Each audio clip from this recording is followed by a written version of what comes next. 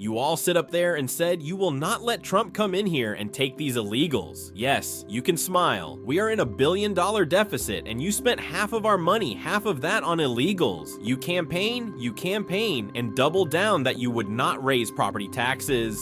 I will not raise your property taxes. You tried to raise our taxes $300 million. They shut it down. Now we are back here for $150 million. Okay, see, this is what we are asking now. Since you want to crash out, some of you say you are ready to go to jail for it. Trump Tom Hammond, make example of this Negro right here first. Please come here first.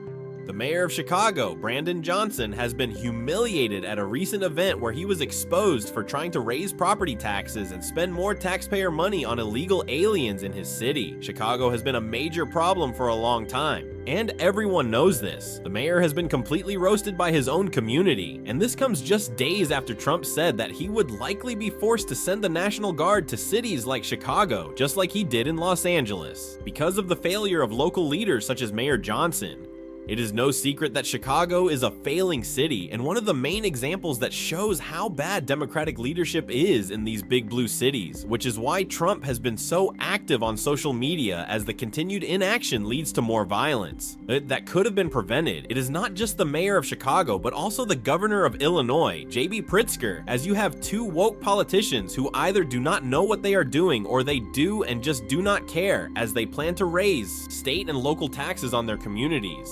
This is outrageous because these cities have been left untreated for their crime numbers for so long, and it is one reason Trump's actions in Washington, D.C. have been popular with the American public. A new story today shows Chicago's budget, and problems may be worse than we thought, and that is according to a worst-case scenario released this afternoon by the Mayor's Office of Management and Budget. What could this mean for you? Our Charlie Biahuski joins us now in studio to explain what could happen next. Charlie says when the CO relief funds ended, many city budgets fell into trouble, and Chicago was no different, as now it is facing a huge gap and trying to figure out what to do. Chicago budget officials warned reporters that the city is facing a $1 billion budget gap that could grow if new revenue is not found, with a $1.15 billion gap expected in 2026 and rising through 2028 to about $1.23 billion. It is not just crime that is bad in Chicago. They cannot even manage their budget since they were using federal CO relief funds to keep it balanced, which was only a temporary fix no city should ever use for a permanent plan. It is no surprise that the mayor, who is a radical left Democrat with no common sense, let this happen, and now his office is sounding the alarm and asking the federal government for help because he cannot keep the city on track. It was already bad when crime was rising, but now residents have to accept that their mayor is so incompetent he could not even balance the budget without relief funds. The pandemic has been over for a long time, and Chicago is now facing a growing multi-billion-dollar deficit. Trump has been pointing out Chicago's failed leadership for years, and now the facts are showing the mayor's failure even on his own local news.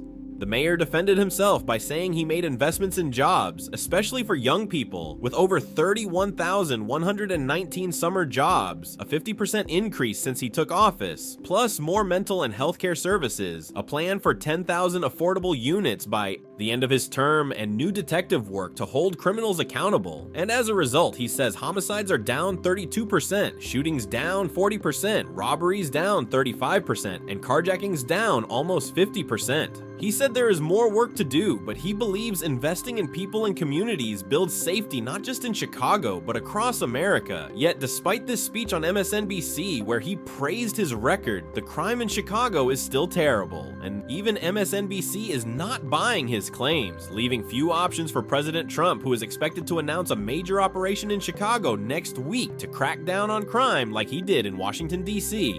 It is unclear if Trump will fully deploy the National Guard, but even if he does, that will not solve the budget crisis since Chicago will run out of money soon. Do not forget that Johnson campaigned on lowering taxes, not raising them, so this could be another lie from a Democrat. His new plan is to make corporations and the rich pay more, with ideas like reinstating the $4 head tax on big employers, taxing digital ads, and a city corporate income tax. These These plans are already causing outrage as voters realize the mayor lied, giving them higher taxes and crime instead of the lower taxes and safety he promised, basically turning into another Gavin Newsom. This means Trump will likely have to step in and save the day as usual, and based on his track record, he will succeed, though Democrats will try to claim the credit, just like in Washington, D.C., when even Mayor Bowser admitted the city was safer because of Trump's action.